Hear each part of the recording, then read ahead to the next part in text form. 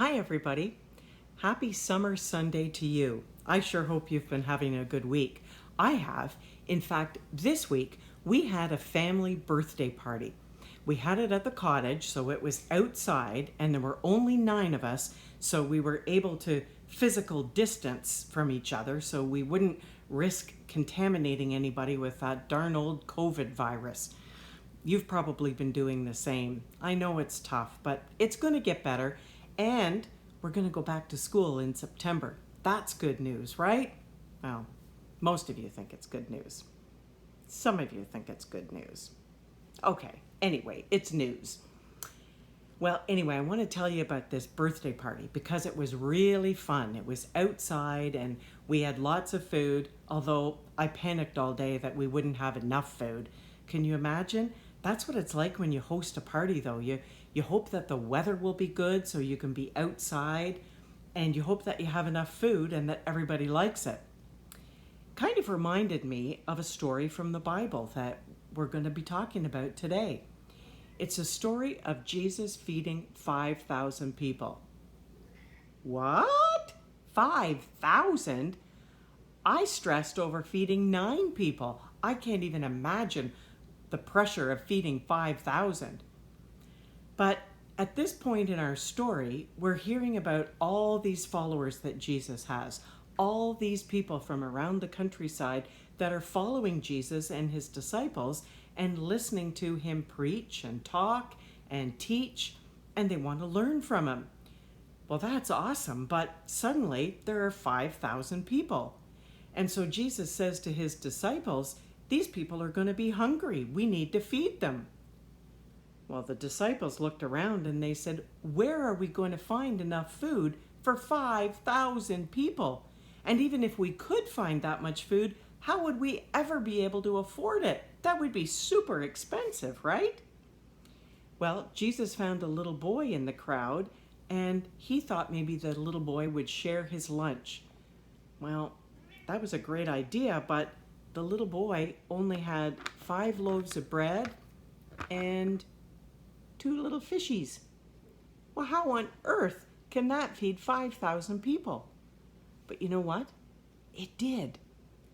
Not only did all of the 5,000 people get something to eat, there was food left over. How is that even possible? Well, I'll tell you, that's one of Jesus' miracles. That's one of the things that we can hardly understand because it's so fantastic. Let me show you something else. You see here that I have a piece of paper, kind of a square piece of paper.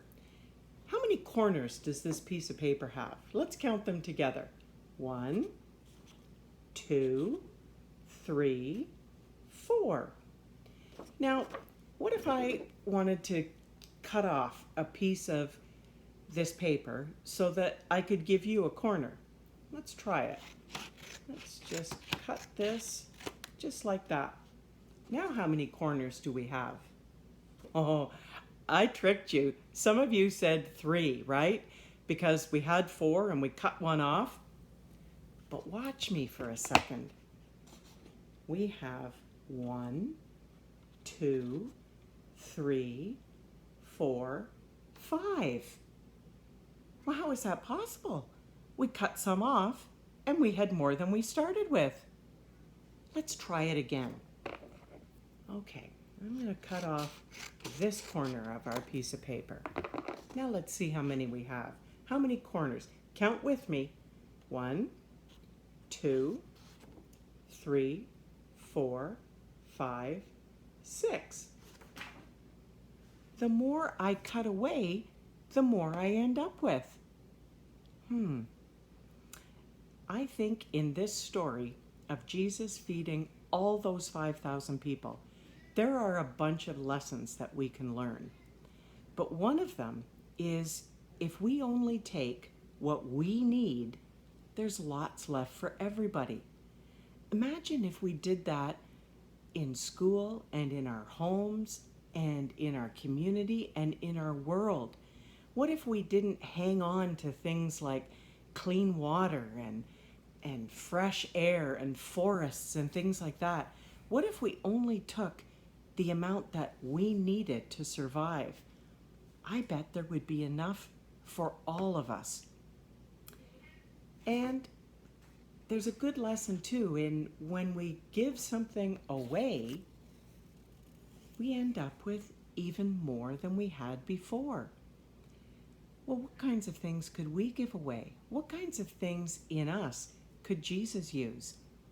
Our talents and our skills and things like that. He could use the things that we can do and say and think to spread them out to all the people in his kingdom, and there would be enough for everybody.